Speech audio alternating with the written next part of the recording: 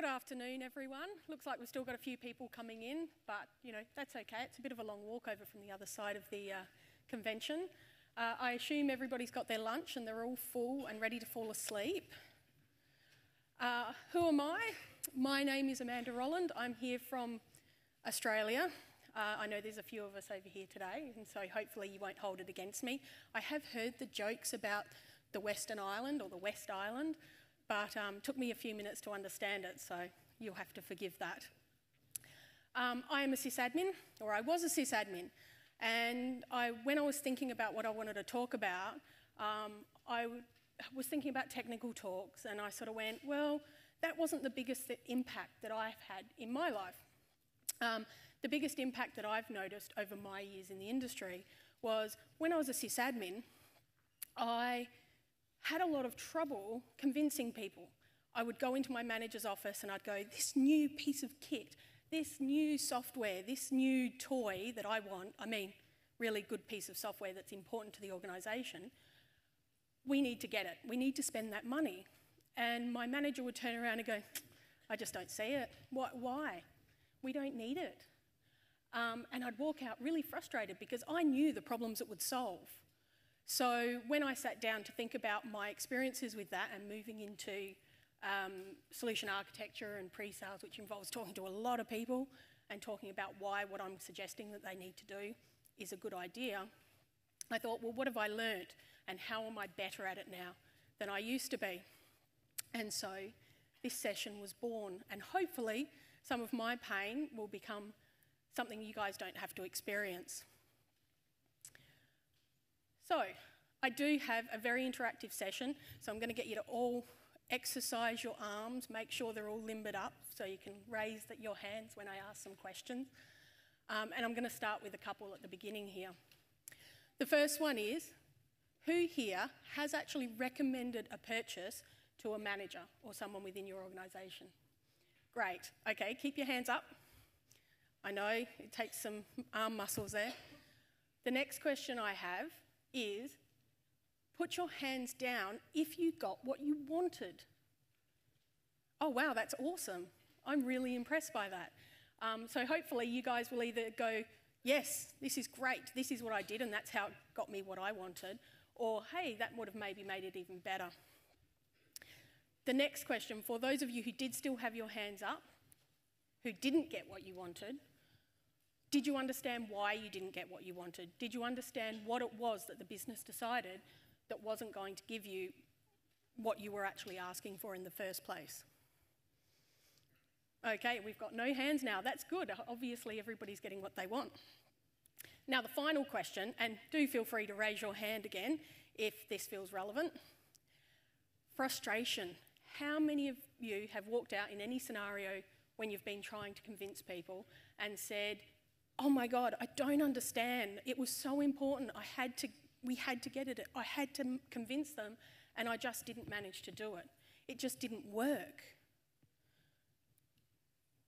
Okay, a few people there. Come on, exercise those hands.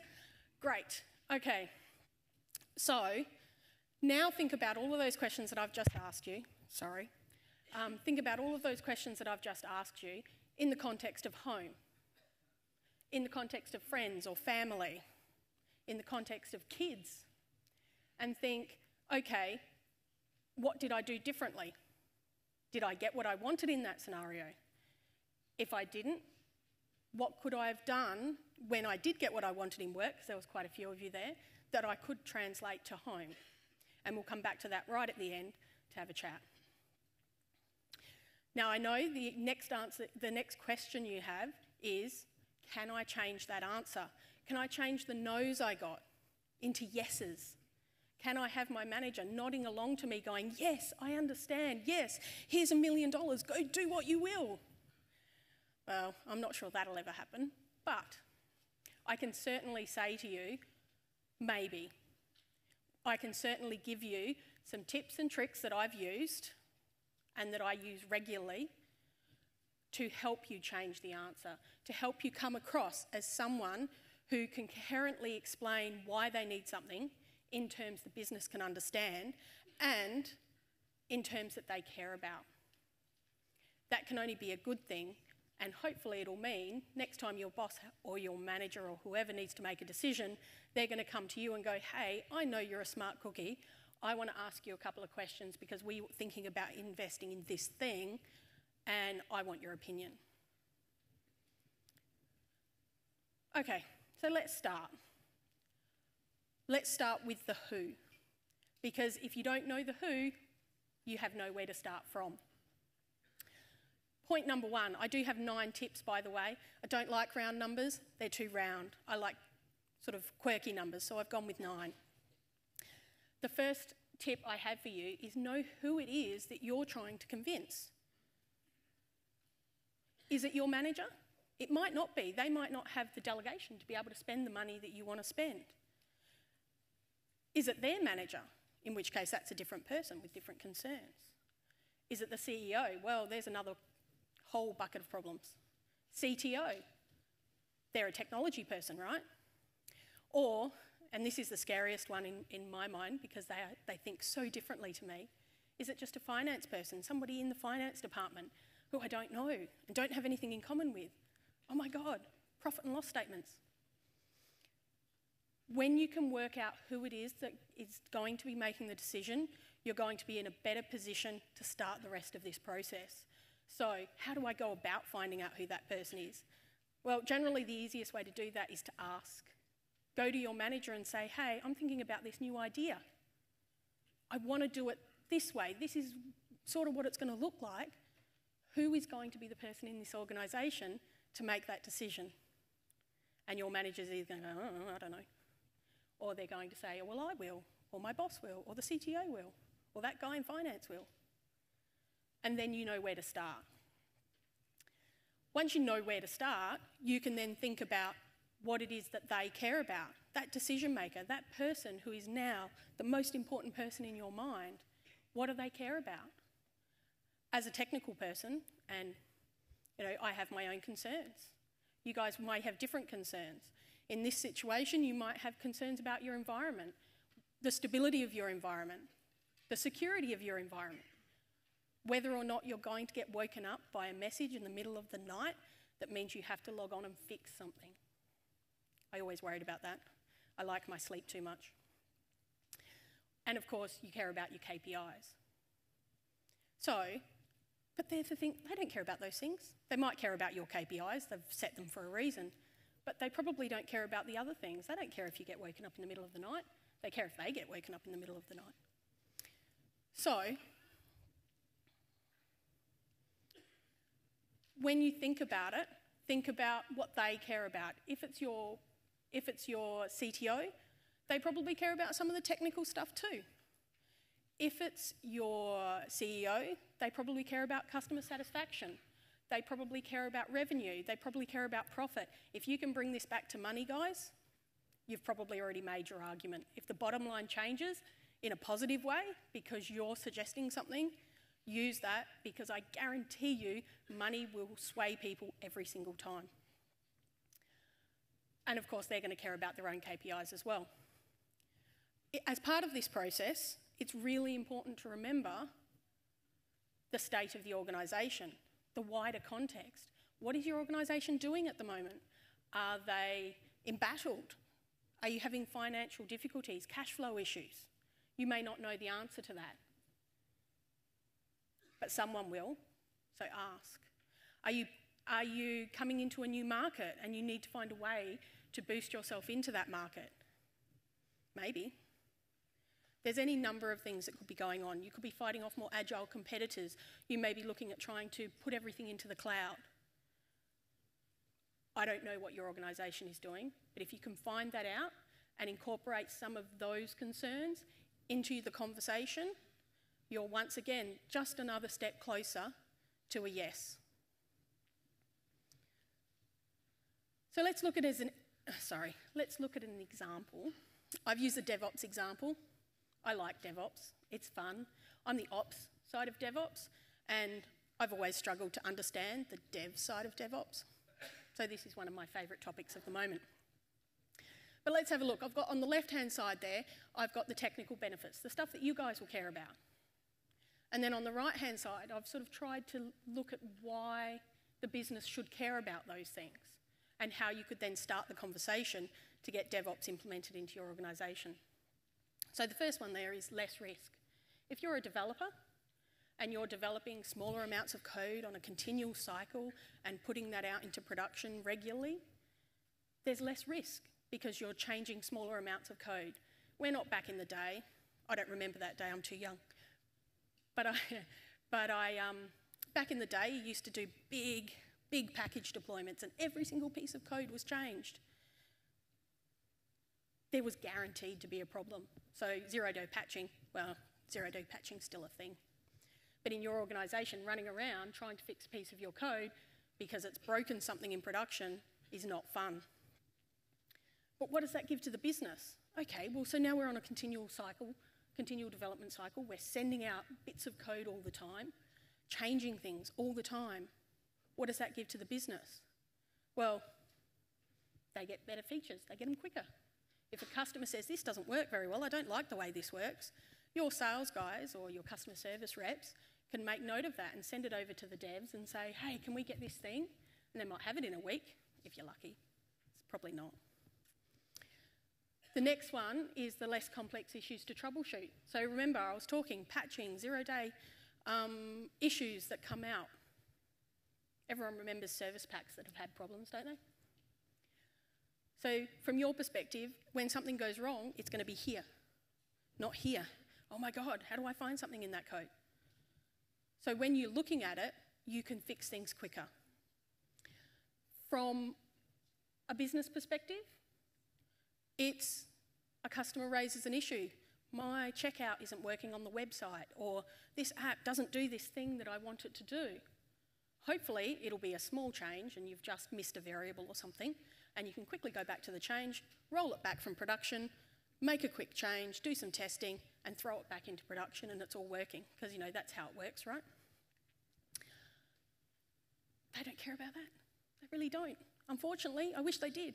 What they care about is that when the customer said there was a problem and they've tweeted it or put it on Facebook or whatever other social media sites that they're active on, you've responded quickly. Your organisation has come back and said, we care about you as a customer. We want you as a customer. See how quickly we responded to the things that you've raised with us. We care about you. The last one, as a sysadmin, when you're doing DevOps, you get quick server builds. You're involved in a flash sale. Great, awesome, we're going to make lots of sales. Oh my God, our infrastructure can't cope. What are we going to do? The site's failing. Well, your great sysadmins have probably built an automated deployment image that means that you can deploy your code on 5 new servers. Awesome, great. Problem averted. We haven't taken our website out. Well, that's probably saved you money. Or more important, you've protected your revenue. You're not going to lose that $100,000 of sales, however much it is, $10 of sales, because the site went down. Not to mention, you've protected the company image. So this example isn't here to show you how you convince somebody to do DevOps. It's here to start you thinking along the processes of how to change and think about what other parts of your organisation might care about, what the organisation as a whole might care about, so you can then apply them to the process of asking for something new. Okay, so the next thing we're going to talk about is the detail, the what. We've talked about the who, we've talked about figuring out what who cares about and who, what, where cares about. We've talked about all of those things. Now we're going to look at the detail. What is it that you need to do? What is the work you need to do to make sure that somebody's going to listen to you? This is mine. I do this all the time. So the example I'm using here is for new products, but it can be extrapolated to almost everything. I have an Excel spreadsheet. I call it my requirements matrix. And I always miss the cue. It's my requirements matrix. What it does is it allows me to say, okay, I need this new thing. I want some money. How am I going to use this? What can I do to get this money? I go and build this template. I go and use this template to build what I call my requirements matrix. It's all of those things that need to be in the product. that I'm buying. I've got my technical stuff there, security, functionality, but I also make sure that because I've found out about the who, I now sit and think, what does this product need to do for my consumers, my business? If it's for a public-facing environment, then for my business's customers, and I include them in there. And I say, right, okay, well, does it need to be something that users can use? Does it need to be something that is going to be visible to my customers? What is it going to do, and how is it going to interact with them? I then tend to give them a priority of high, medium or low and assign a number to that, so 1, 2 or 3. If I think the disparity between high and low is bigger, I might give it a 5, 10 and 15. And then I go and test those things, and I look at them and I go, okay, are they going to do all of this stuff that I need them to do? And I then rate each one. Takes a bit of time, I must say.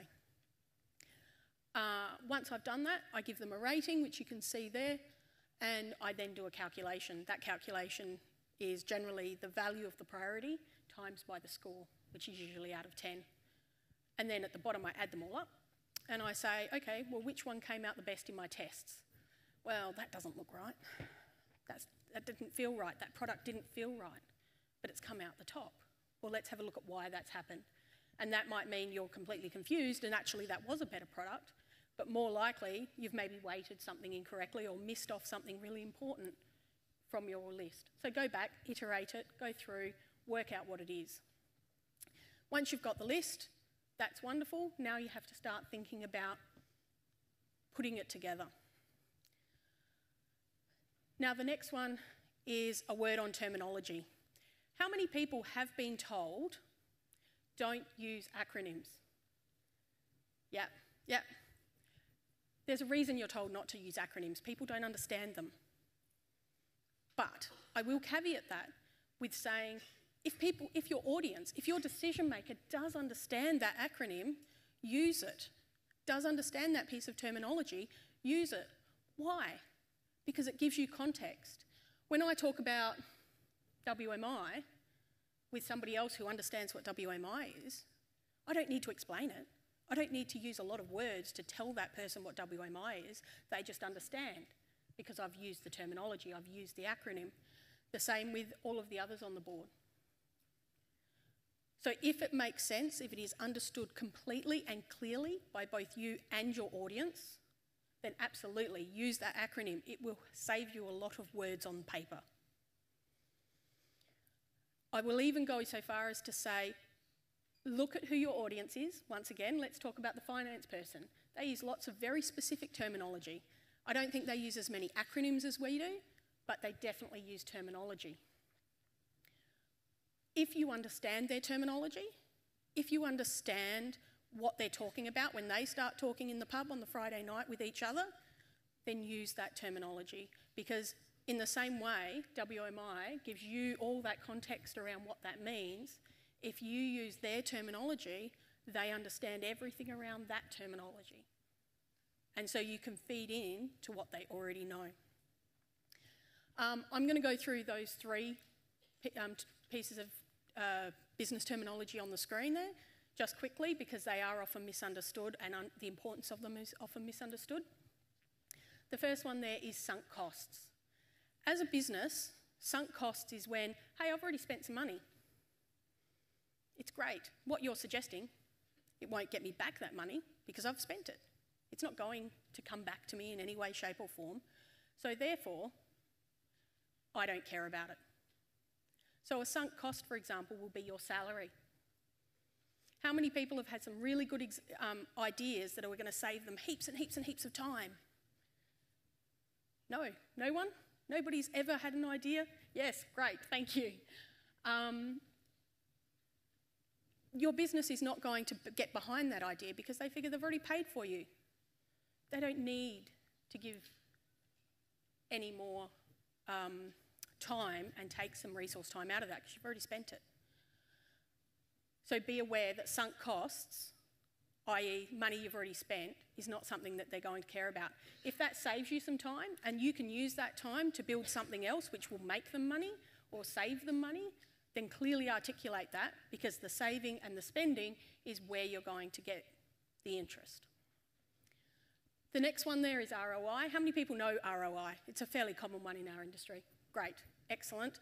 The Cliff Notes version of that then, ROI is, I'm going to spend 10 grand, how much am I going to get back for it? What is it going to give me or save me or make me over the time? Opportunity cost. How many people have heard of opportunity cost as a term? Yeah, cool, excellent. Opportunity cost is one of those that you don't hear very often, and that is, if I don't spend any money at all and I just leave it in the bank, accruing interest rates are so great at the moment, right? If you do that, how much am I going to get at the end of it? Because if it isn't going to be more than that, then I'm wasting my time because I'm using resources and computers to do it. So that's terminology. Make sure you only use terminology that both you and your audience understands. The next thing I'm going to suggest, I'm going to tell you what I do. I tend to go and research stuff. I spend a lot of time on my computer researching stuff. So if I have a new idea, something I want to put in place, I'm going to go and research it.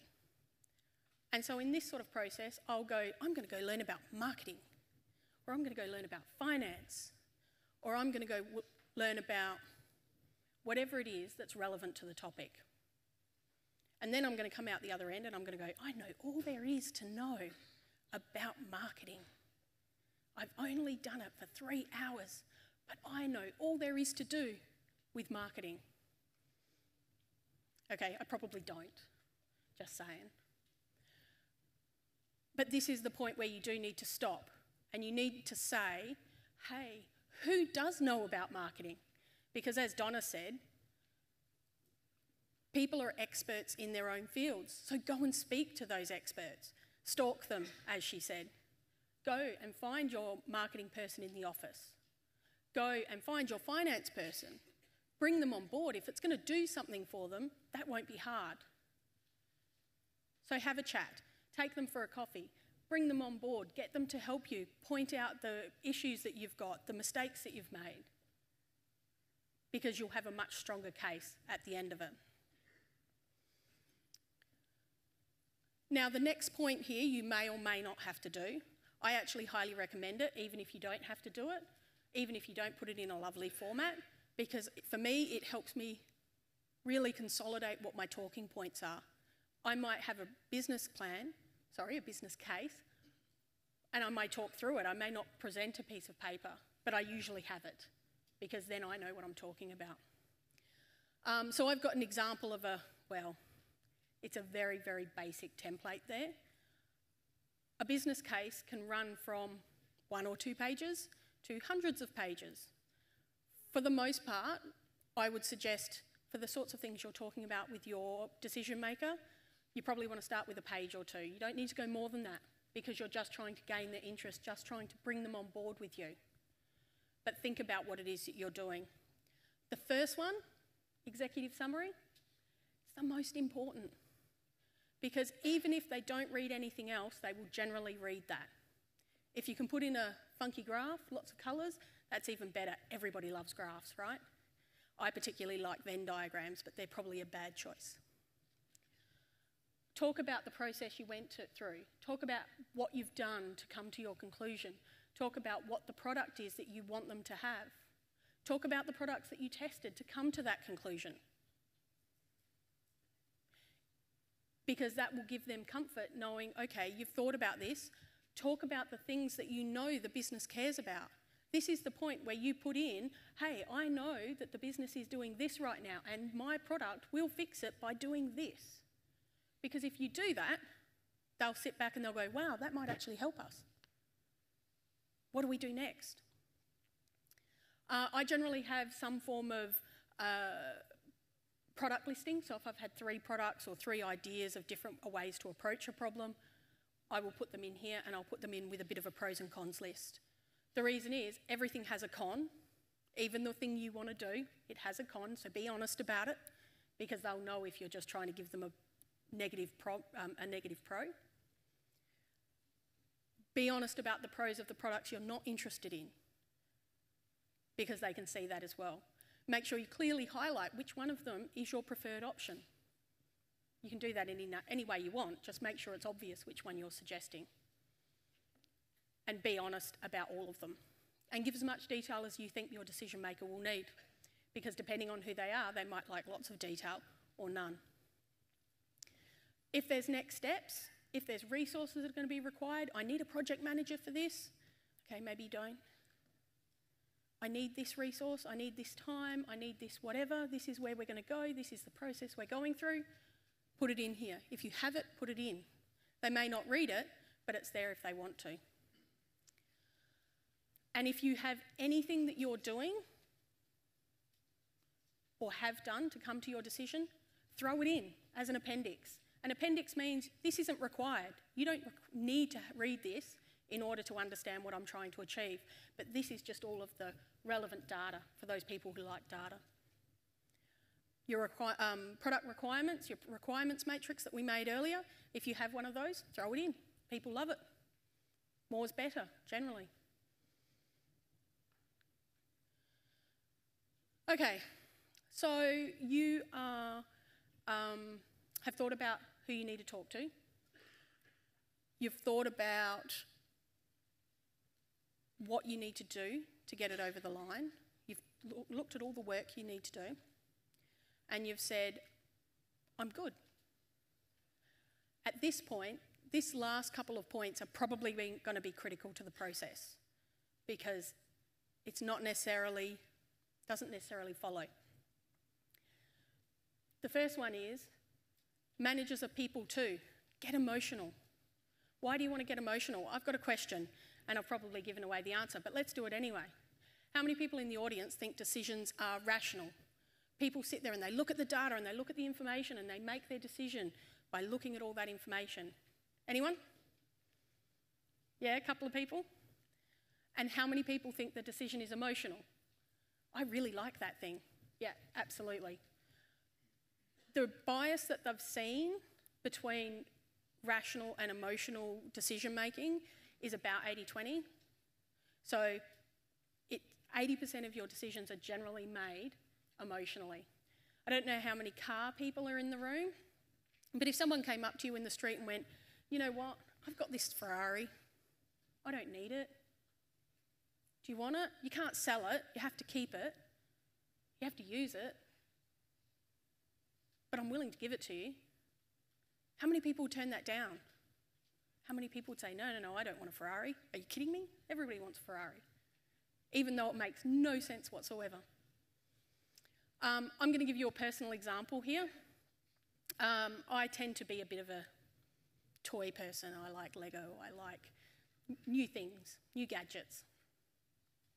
So when we used to live in the UK, my family and I used to live in the UK, and when I had my second child, we came back to Australia and Adelaide to visit some family.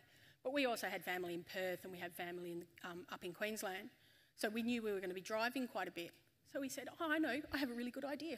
Let's buy a portable DVD player. It'll keep the kids occupied in the back seat with that really long trip across the Nullarbor, because, you know, there's no fun there. So we went looking and we went, oh, DVD player. Well, what do we need in a DVD player? What is our requirements for a DVD player? Well, it needs to be cheap, because it's really only for the month or so that we're going to be driving around Australia. I don't really need anything more than that. The kids don't care about resolution. The kids only care that it plays DVDs. We did also require it to be region-free, which at that point all DVD players were region-free in Australia, because we had British discs and Australian discs. They were the only requirements we had. And almost every single DVD player you came across could do that. So we started looking. And oh, look, that DVD player does that. I could use that, because that would allow us to do this and this and this. Oh, that would be awesome. We'll have to add that. And oh my God, it does that too. Oh, okay. I can use that as well. That would be really awesome. That's cool. And so suddenly my requirements list of, well, 2 turned into a requirements list of, oh my God, how many? And in the end, I kid you not, we bought one of the most expensive brands you can buy, and we bought not the top of the range model, because we never do that because they're always overpriced, the second to the top of the range model, and we used it for a month, travelling around Australia for the kids to watch DVDs in the back of the car. It then got put in a bag and put in the cupboard, and we didn't use it again. But I had to have it because it had all of these things. So for those of you who doubt that decisions are have an emotional basis, and I can hear you saying two things. I can hear you saying, oh, that's not how I work. Go back and look at a recent purchase. Really look at it. And then I can hear the other question you're saying, which is, not in an office, not at work. That's crazy. Nobody gets emotionally involved at work, right? Yeah, they do. Go and have a look at some of the decisions in your office. What were they made on? So hopefully at this point, you guys have been and talked to your manager and worked out who it is or worked out who your decision maker is. You've done all of the tips that I've suggested. And then you've said, okay, here's the money. Great, oh my God, how exciting. I've got this money, I'm gonna go spend it. Awesome. I expect you are going to be knee-deep in technology for the next 2 months as you install and configure this new piece of kit and this new toy that's so exciting. Awesome for you. But there is a chance, a reasonable chance probably, especially in the beginning, that your manager goes, or your decision maker rather, goes, no, we've decided not to do it. Or, in some cases even worse, we've gone with a product that you haven't recommended. We've gone with the choice B in your document. Oh, really? Why? I suggested A. In that case, please accept honourable defeat. That doesn't mean stop. That doesn't mean, oh my God, what have I done wrong? It's broken. I can't do this anymore. That means just stop. Get some feedback. Go and speak to your manager. Go and see them and say, or your decision maker's a better person. Go and speak to them and say, hey, just asking. I know we went with this choice, or we didn't go with any choice, you've said no, but can you give me some feedback on that? Can you suggest to me why you made that decision? Can you talk me through that? Because by doing that, A, you show you care. B, you're showing that you're not going to just throw your toys out of the pram and spit the dummy and cry a little bit. You're not going to do any of those things because you understand it was a business decision. They don't have anything against you. In fact, they thought you did a great job putting this all together. You understand that. And so they're going to sit there and they're going to go, wow, you care. So I'm going to sit here and I'm going to give you that feedback and I'm going to talk you through that process, hopefully. They may be too busy, in which case, well, can't do much about that. Take them for a coffee, have a chat, get that feedback, because when you get that feedback, you can bring it back for next time and you can say, okay, what else did I forget? What didn't I think about? What was the reason that they made that decision? And you can feed that into the next process. So, we've talked a lot about in the office. A lot. And I know I promised this was about convincing your partner as well. Now, I don't think you're going to give a business plan to your wife or your husband or your mother or your friends and say, here, I've got this really good idea. We should go to the football on Saturday because here's all my reasons. The other option is baseball. You're not going to do that. And hopefully you're already in a better position because you're already saying, I know the context. I understand our friendship. I understand my friend. They're really important to me. You also understand what they care about. And you've probably had some negatives in the past that tell you what they're going to respond when you suggest it. If you do know that information, you're already ahead because you don't need to start finding it out. What I do find people don't think about when they're having those arguments in the heat of the moment, and I still do it all the time, my husband will attest, is they don't stop and think about what the other person cares about. They don't stop and say, okay, I want to buy that Lego set, but you're telling me I can't. Do you hate me? Why can't I buy the Lego set? It'll keep me occupied for hours. until the kids come in, and then they'll disrupt everything. You'll need to stop and say, okay, what do they care about? Why is it that they are so against this idea? Because that's generally the point there that will fall over. So once you've turned that around and you've gone, okay, I know what they care about, you go, okay, well, I'm going to go do my research. I'm going to go find out what other options are available. I'm going to go find out about my option and see what else that I should be thinking about and talking about as part of my option. I'm then going to come up with those options, and now I'm going to look at which way I want to go to solve the problem. What is my preferred option? I'm going to skip the business case, and I'm going to go straight to them and say, okay, I'm taking a different approach. Here's what you care about. This is the solution I've come up with that gives you what you care about. I like my examples, so I'm going to give you one. Golf. I hate golf. Sorry, how many golfers are there in the room? Thank you. How many golfers in the room? Sorry guys, I just don't get it. If I want to go for a walk, I'm going to go through like a forest or something and enjoy the trees and the birds and the squirrels. But my husband does. He likes to play golf. And on Sunday morning, without fail, he'll get up and he'll say, oh, I was thinking of going and playing a round of golf today. And I'll go, what? You can't do that. We have to get the lunches ready for next week. We have to get the kids' uniforms done. We have to get the washing done. We have to vacuum. We have to do all of those things that makes life livable. You have to do all of those things that I feel like you're running away from because you're going to play golf. Oh yeah, but it de-stresses me. It allows me a bit of me time. Well, where's my me time? I'm at home making lunches. I hate lunches. So you're at home making lunches and they're out playing golf. Oh my God, how does that happen? Anyway, he changed his approach one day. And he came to me and he went, hey honey, he doesn't say that. He said, I've got an idea. I would like to go and play a round of golf today, but I've found a golf course nearby. The golf course always is full because there's a lovely cafe there. They make great coffee. Well, he had me then. I love my coffee. But he said they make great coffee. They also have a play area, so the kids can go for a play, and everybody brings their dogs. And there's a bit of a walk nearby, so you can take the dog for a walk. You can sit, and he can play with the other dogs while you drink your coffee, and the kids are off there playing with other kids on the play area. Oh my God, it's picturesque. Can you guess what we did that Sunday? We went and played golf. He also then promised to come home and help me with the lunches, but you know, that's not quite so effective. So I'm hoping, I think I've spoken very fast today, but I am hoping that I have helped and I have given you some insights into how you can change the way you think about things and how you can look at the options that you have available to you to help convince people and change their mind when you're trying to spend some money.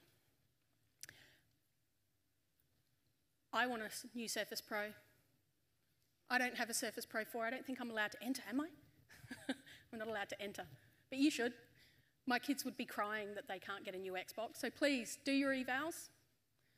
Tell me where I went well, tell me where I went badly. I love hearing feedback, constructive feedback if at all possible, and you may win one. Thank you very much for your time.